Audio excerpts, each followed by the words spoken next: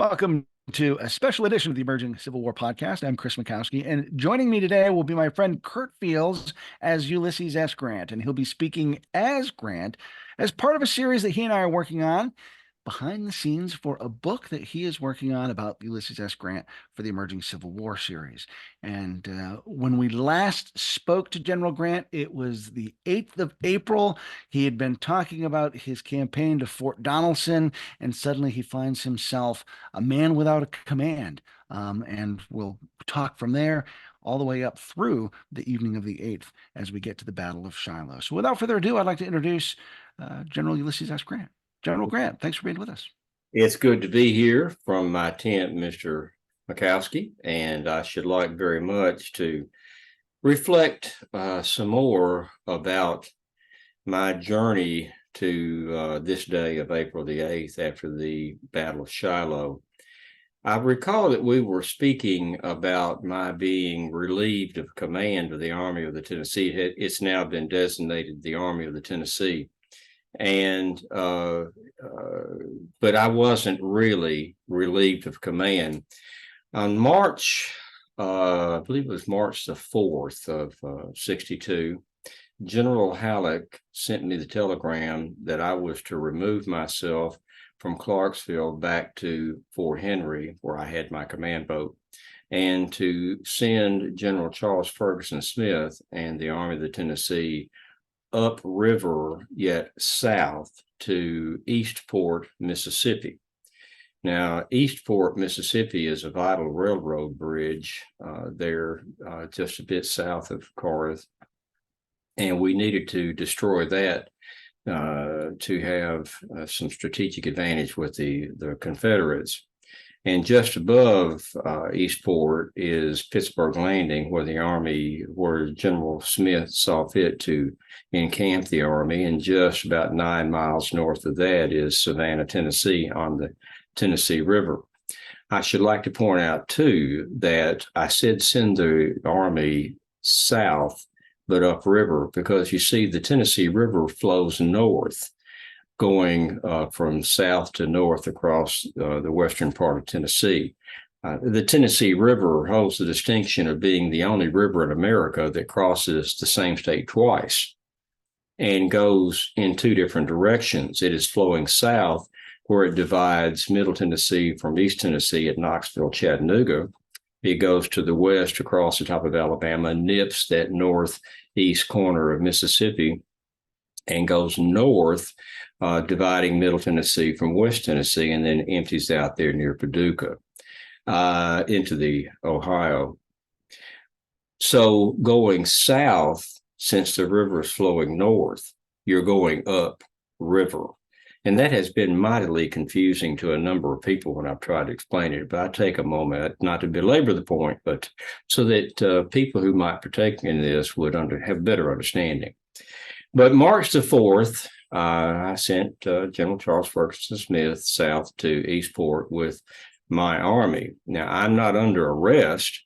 I have no guards, which miffed me. I wasn't important enough, apparently, to warrant a guard. And General Smith was very disturbed over this and expressed so.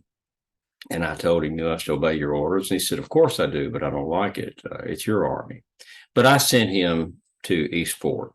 He established his headquarters at the Cherry Mansion in Savannah, Tennessee, and in the course of events, promptly seriously injured himself that resulted in his death on April the 25th, I think.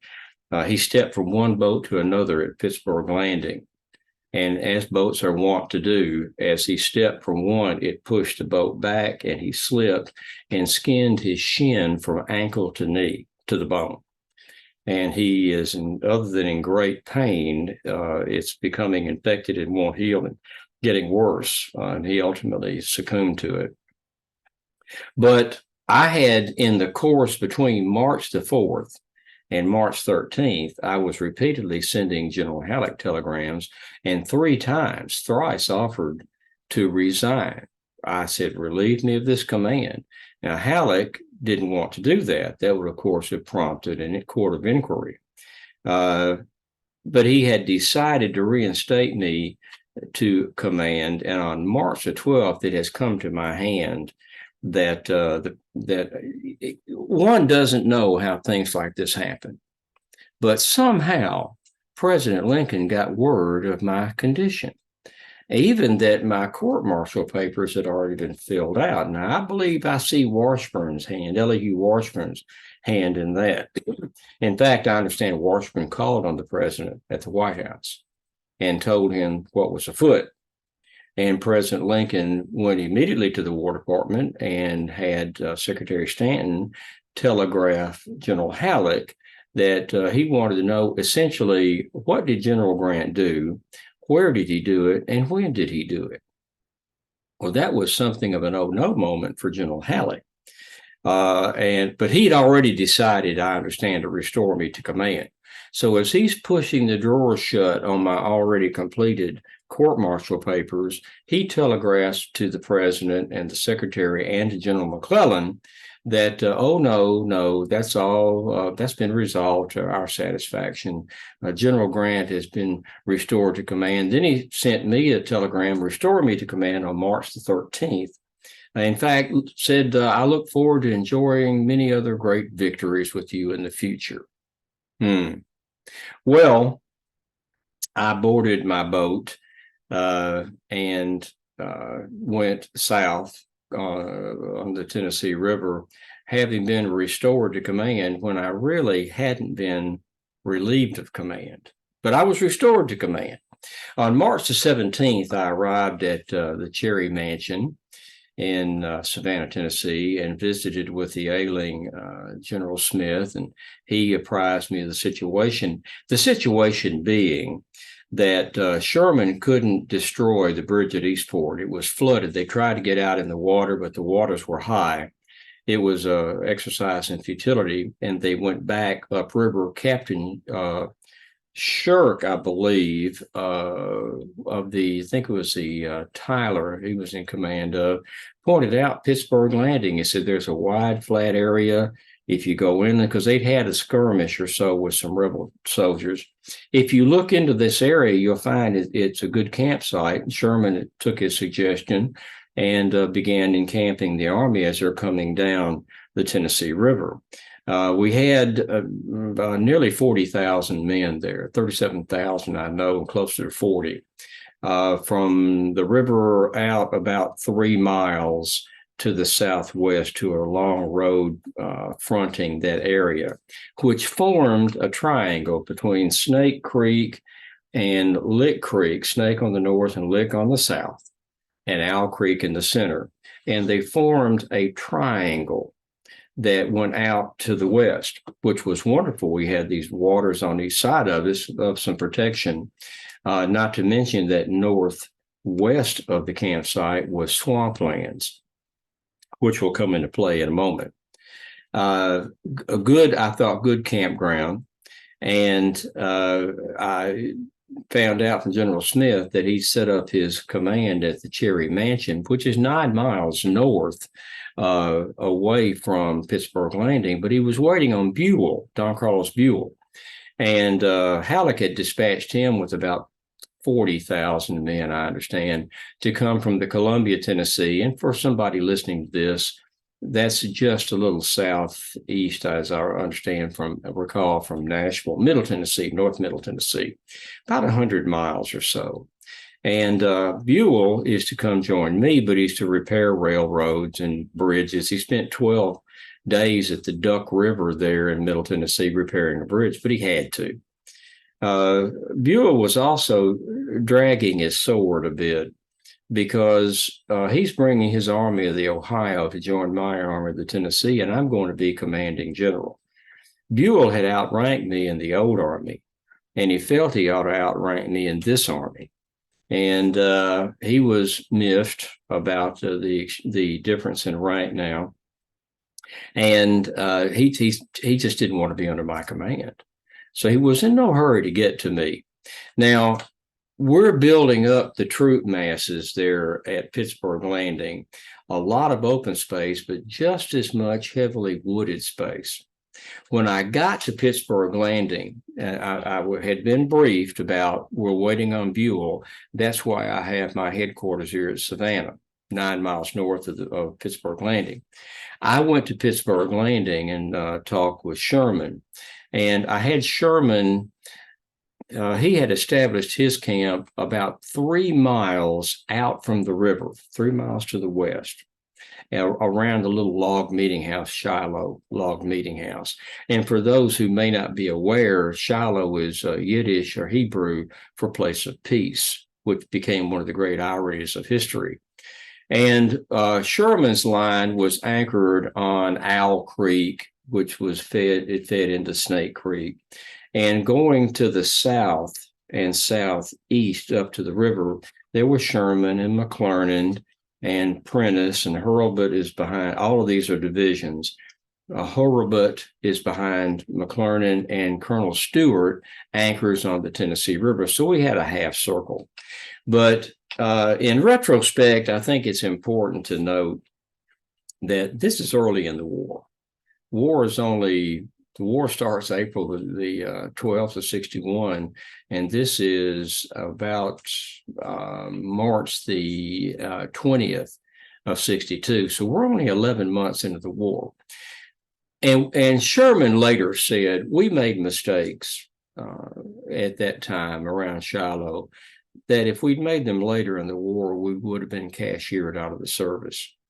And he was speaking specifically of Shiloh, and I'm going to bare my soul a bit and talk about what I could have done differently. The camps, I went to the trouble of outlining who's camped where and some basic geography of where they were. But none of those campments were placed with military strategic planning of who could support the other. They were simply there. And keep in mind now, Sherman really has got no combat experience. Even the great Sherman, who became the great Sherman. McClernand he'd been blooded at Donelson, but most of the other troops had not seen the elephant. And I was waiting on Buell as well. So I maintained my headquarters where General Smith had at the Cherry Mansion, and was traveling back and forth. I spent the day at Pittsburgh Landing, and then I would go back in the evening waiting for Buell. And that turned out waiting and waiting and waiting. But the issues on the field, again, something perhaps I could have done differently. I did not entrench, nor did I build breastworks, nor did I want to. I'll go back again, not an excuse, but a reason. The ground was so broken up between flat plains and woods that Colonel McPherson, my engineer, only had one engineer, said, if we entrench, we're going to have to do it either so far out or so far back that it's not really, all the troops would be camped outside of the entrenchments because of the broken terrain in the wooded area. He said he really didn't think it was necessary to entrench, really feasible, and I agreed. Now, I'm not making that his decision. I heartily agreed. But another reason that's unspoken, remember, 11 months into the war, and there's been no such battle such as that which Shiloh became. The horror of Shiloh was beyond anyone's ken, that no one could grasp what Shiloh was. So I felt and still feel that if we had entrenched or built breastworks, all of those troops, those nearly 40,000 troops, would have been disheartened. They would have felt, I felt, that we were showing the white feather. And there was also that the drums and bugles and the pretty girls and pretty frocks and the new uniforms about marching off to glory, war is glory, and men saw themselves on promontories with the wind blowing their hair and holding the flag, oh glory. They still thought that was war. And the feeling was that real men did not hide behind trees or dig holes. Real men stood, they fired, and then they stood and took their fire. Well, I will tell you that at about 6 o'clock on Monday, April the 7th, there wasn't a man out of the 100,000 plus who fought at Shiloh that ever had any difficulty in standing behind a friendly tree. We all found, I knew, but they all found out what war really was. But before that, it would have done no good to tell them. And I thought, I don't want to hurt my morale. So we didn't entrench and we did not build breastworks. But I was going every day and coming back in the evening waiting for Buell. I had no idea that Johnston would attack me. Why would Johnston leave a heavily fortified emplacement at Corinth, Mississippi, and move into the open field to give me battle?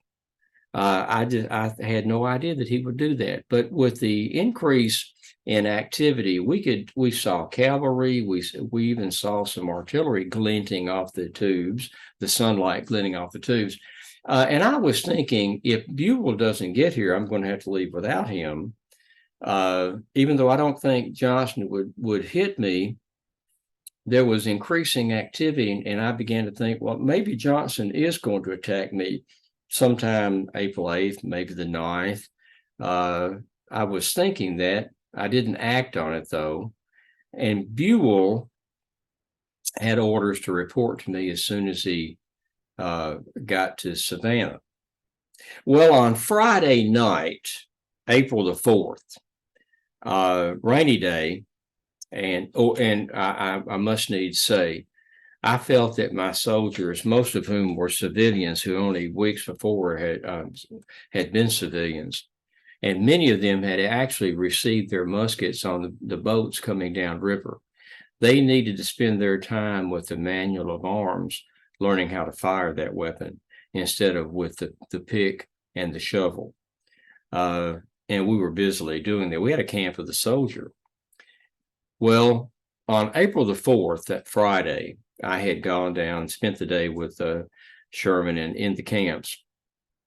Going back to the boat at dark, it was a torrential downpour, a real frog drowner, maybe two frogs. And when I got back to the landing, I heard gunfire, pretty sharp little dust up back behind me.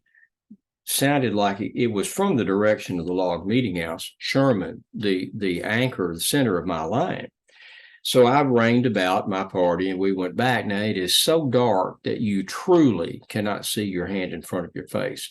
The only light that we had was when the lightning ripped open that sky like a claw, and the light was blinding for a moment, and then it went back to dark, which destroyed any night vision routinely.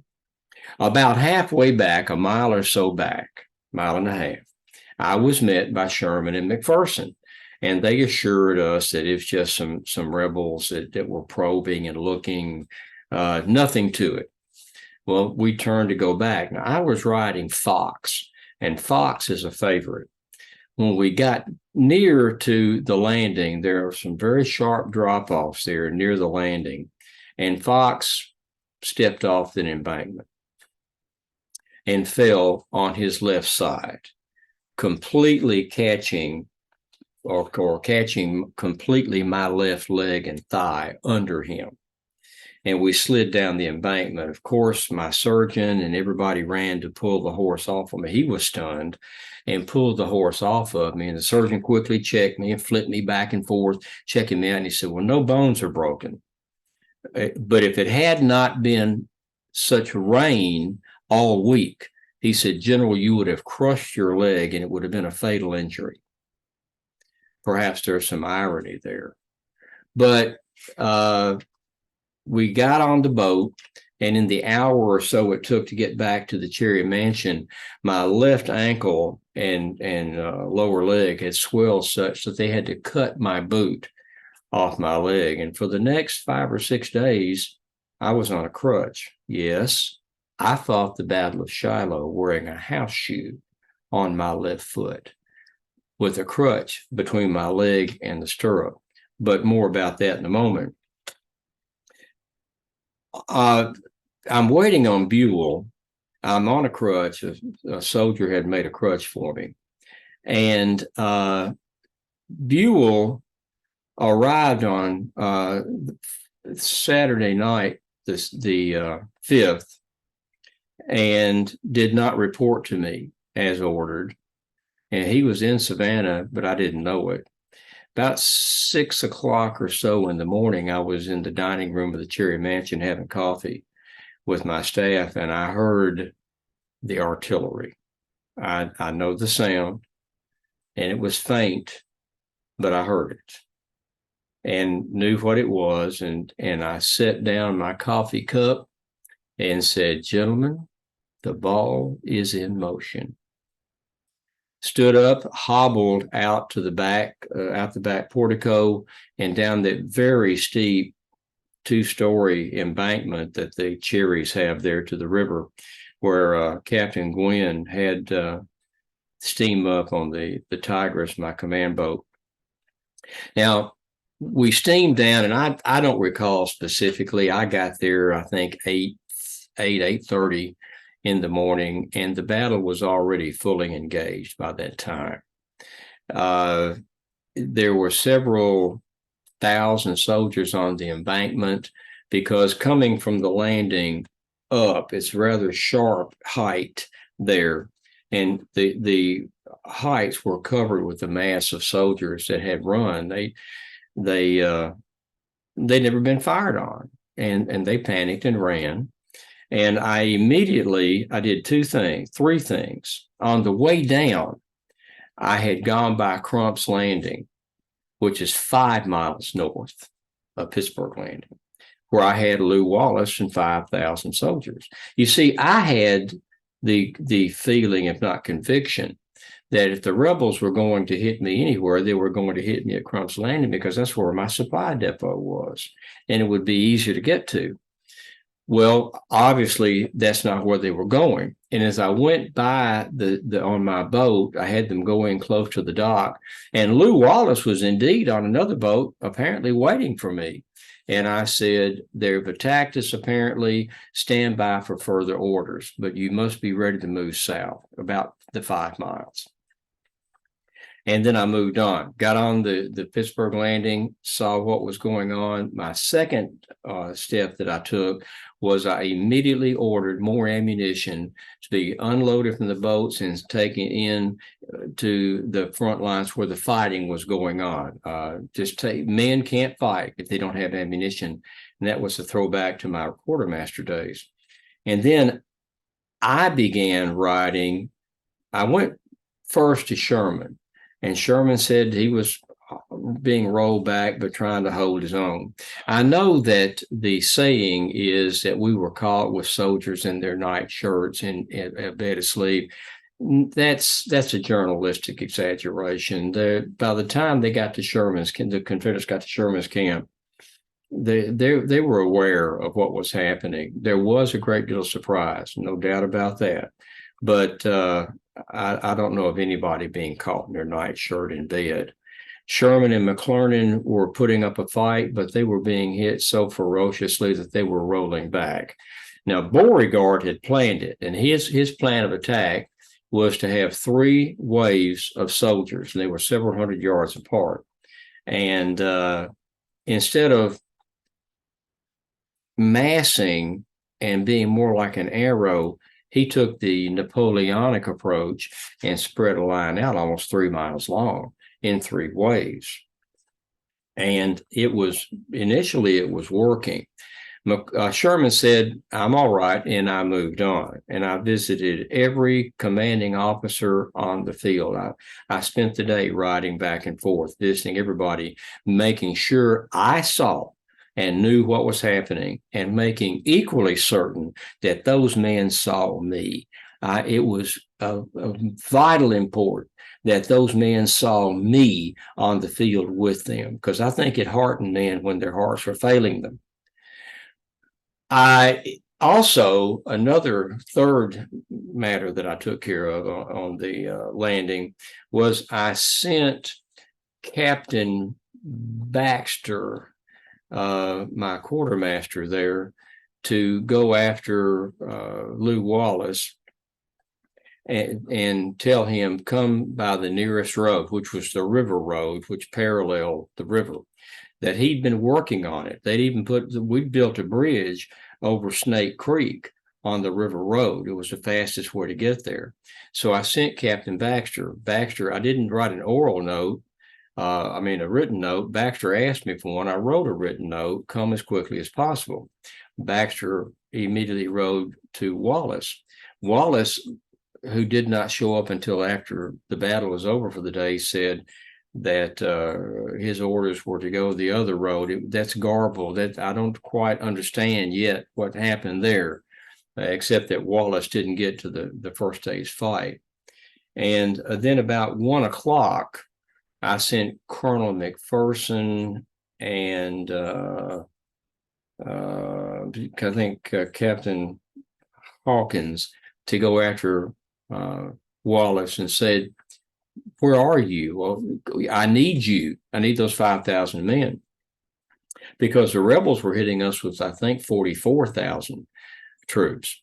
And they found him on the second road. Now, there were two roads, the river road that parallels the river, and then another road that went to the southwest and came back in, actually about where Sherman's headquarters was at the log cabin, 3 miles out. And Wallace is on that road, not the one close to the river, not the shortest route. And when McPherson got there with Rowley, it was Captain Rowley, Wallace turned the men around like a chain and marched them back like a caterpillar. Instead of just telling everybody about face and march back, he had them march that way, which took more time, and then went back to the northeast and got on the river road. I can only think that he meant to come in. He may have had some idea of coming in, perhaps glory, but coming in behind the rebels there, past Sherman's headquarters at the log church meeting house. But I don't know. I'll have to look into that, which I certainly will. But I had sent for Wallace, 8 in the morning, 1 o'clock in the afternoon. I'm still looking at all across the field, and we're being rolled back. Not a rout, but we're steadily being pushed back. I must say that the rebels threw themselves at our emplacements and positions with a fury that I have never seen, and with no apparent concern for their own well-being or safety. We all gained a very healthy respect for the fighting capability and courage of the Confederate soldier. In the afternoon, I led my last charge. Early in the afternoon of the first day, I was with some staff and saw some remnants of Buell's and Hurlbut's division in an open area, and they were milling about. And I organized them into ranks and led them to where the firing was the heaviest in front of us. And I rode in front of them to prevent early premature firing. When they were within range, I slid to the right and got out of the front of them and yelled charge, and they charged into the fray. The last charge I may ever lead, but I did lead a charge at Shiloh. By the end of the day, when the light is failing, Buell has gotten to the other side of the river opposite Pittsburgh Landing. Bull Nelson, I should say. Bull Nelson had come up with several thousand troops. In fact, he'd gotten there the day before and wanted to know what to move. And I had said just the day before, there's no hurry. They're not going to attack us. And the morning of the 6th, I ordered him to move south as I was moving to the battle. By the end of the day, Bull Nelson's got about 3 regiments across the river. There were I think 3 regiments. The 36th Indiana suffered 3 casualties, 2 killed and 1 wounded. And that's all the casualties suffered by the Army of the Ohio on the first day. I had gone back about mid-morning, and Buell is on the riverbank there. I met him, went out on the boat. I went out and met him, and we talked about what's happening. And I recall 2 things about that talk, other than being chagrined about why didn't you report to me yesterday when you were ordered to. In your dalliance, I didn't even know where you were. But I held my temper and said not. But Buell was very disturbed over all the soldiers that I mentioned earlier on the bank, huddled on the bank. And we got on the shore, the landing, and he's hitting them with the flat of his sword and cursing them and telling them, I'll shoot you where you lie. I've turned the guns on you here. And I told him, General, there's no need for all of that. They're just scared. Now, when they get control of themselves a little bit, they're going to go back into the fight, and they're going to be as good a soldier as we would expect them to be, which they did. But right now, General, you could shoot them where they lie. They're not going to get up. You see, General Buell doesn't have an understanding, I don't think, of the volunteer soldier over the professional soldier. And he has no patience with the volunteers. He does not understand them. The other issue that I remember is he asked me, well, General, what retreat plans have you made? And I thought for a moment, and I said, well, General, I haven't despaired of whipping them yet. This is only in the middle of the day. And I returned back to the battle, and Buell began trying to move troops across the river. The Navy is to be praised. They were shuttling troops from the east side of the river to the west side of the river as fast as could be done.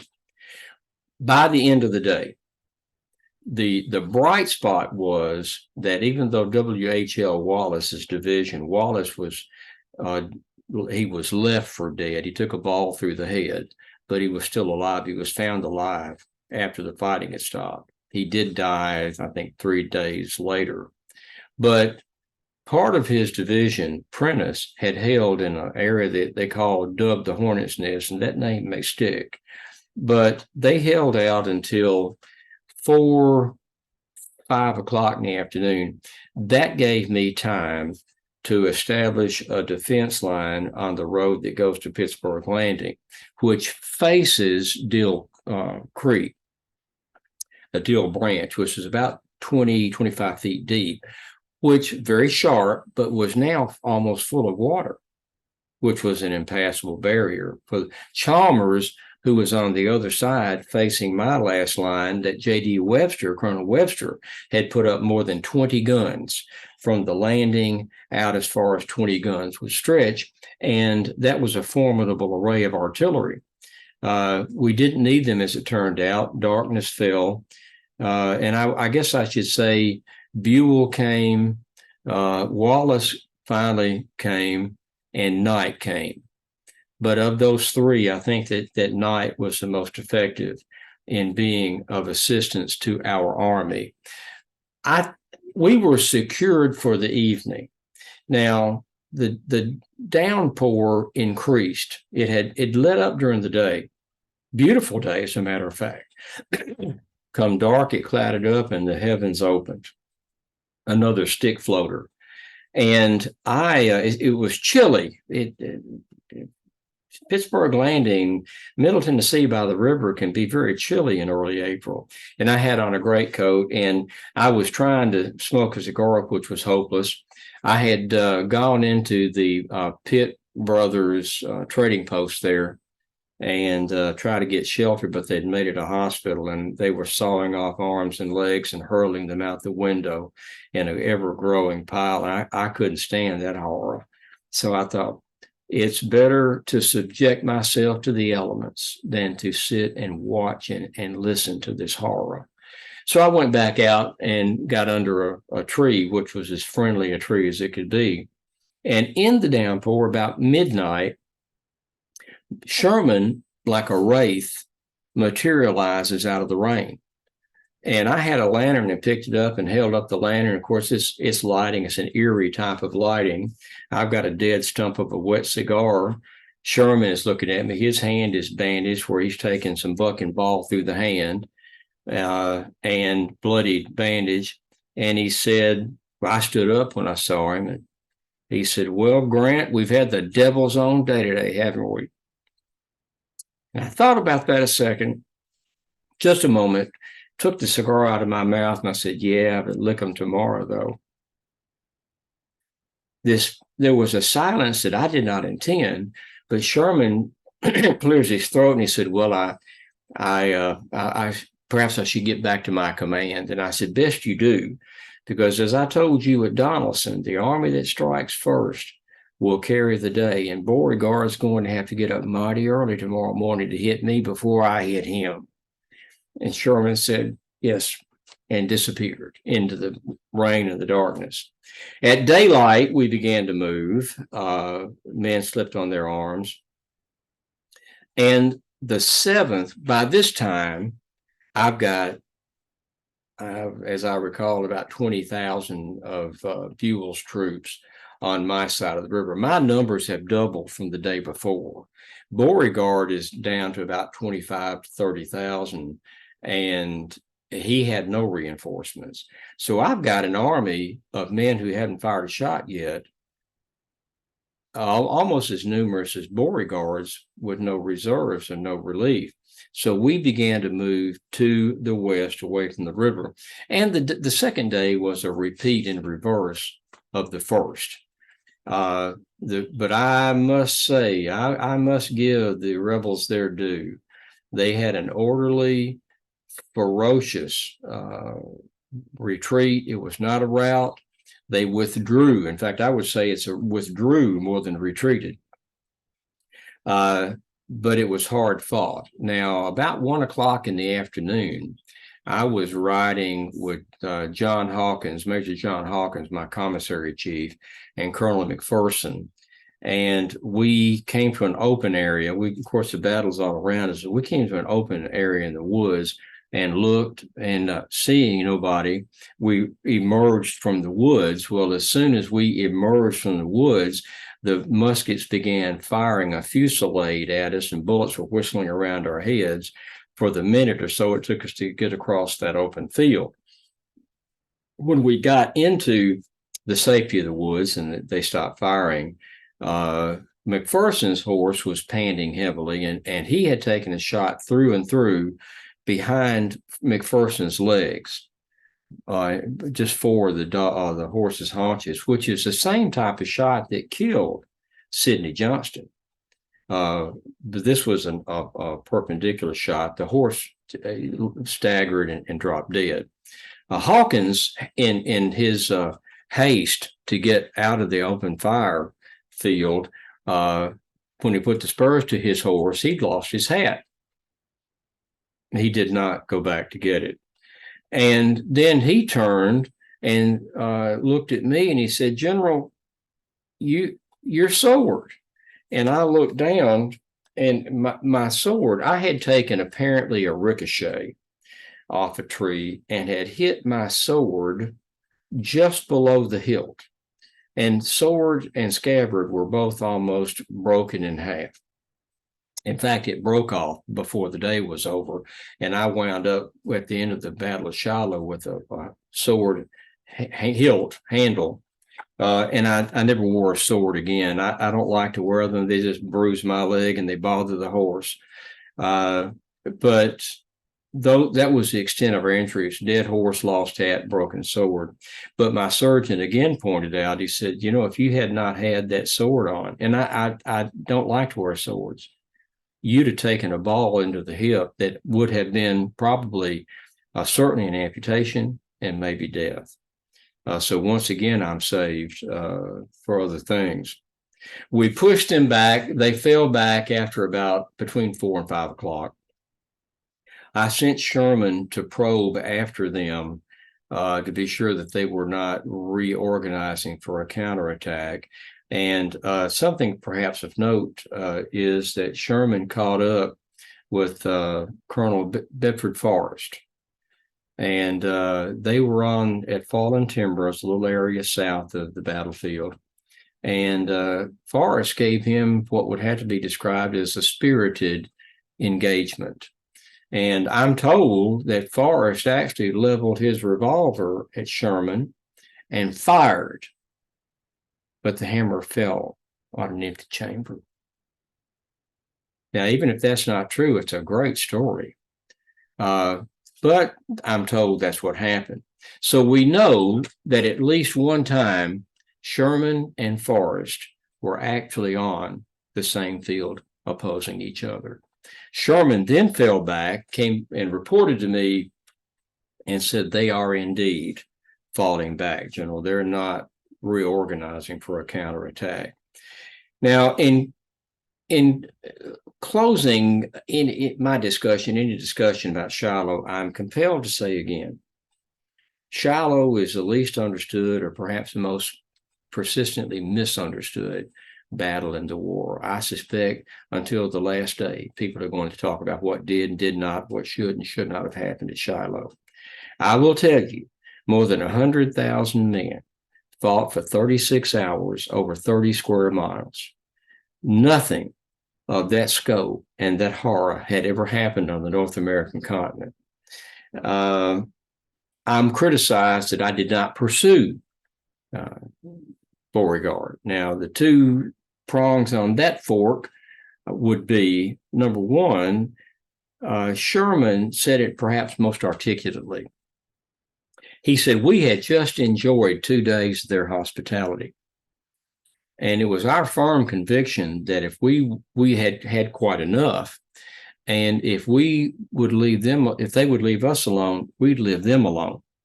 But a more serious and perhaps more accurate statement would be, I could have ordered Buell to pursue Beauregard. I was senior in command, but I was uncomfortable. I had so recently become senior to him, and I understood his angst about that difference. I was reluctant to order Buell go after Beauregard. Now, later in the war, I would not hold that attitude, but I was reluctant. I was want to order Buell to pursue Beauregard. So we licked our wounds and buried the dead and stayed in place. The Confederates evacuated the field, and we were, by that right, victors. It was really more of a draw. There were, for people who count such things, there were 23,746 casualties at Shiloh. I always wonder about the 46th man. Almost 4,000 dead outright on the field, which was a horror story. 4,000 dead Americans on the same field. No one had ever seen anything of that scope, that nature, that horror. And because at that time of the war, still, everybody on the field was a volunteer.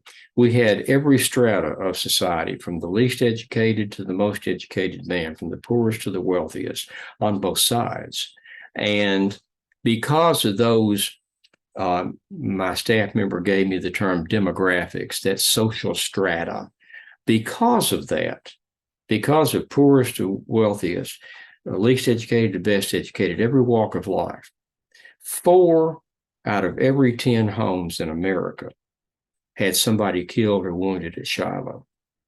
40% of the homes in America, Atlantic to Pacific, Mexico to Canada, had somebody killed or wounded at Shiloh. That is staggering. But shortly thereafter, I understand the president has ordered General Halleck to come to Pittsburgh Landing and take personal command of the field. So I'm waiting for that to occur.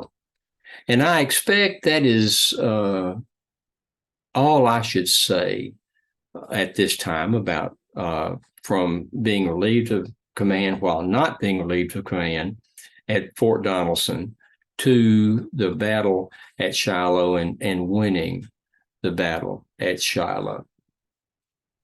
General Grant, I appreciate your time this evening, and I wish you the best of luck as you get prepared to work with your senior commander and he shows up on the field. Thank you, Mr. Mackowski. I look forward to meeting with you again. Likewise. Thank you very much. Thanks for being with us here on the Emerging Civil War podcast. I'm Chris Mackowski. Our thanks to General Grant as portrayed by Curt Fields. We'll have more coming up for you in additional special editions of the Emerging Civil War podcast. Until then, we'll see you online and on the battlefield.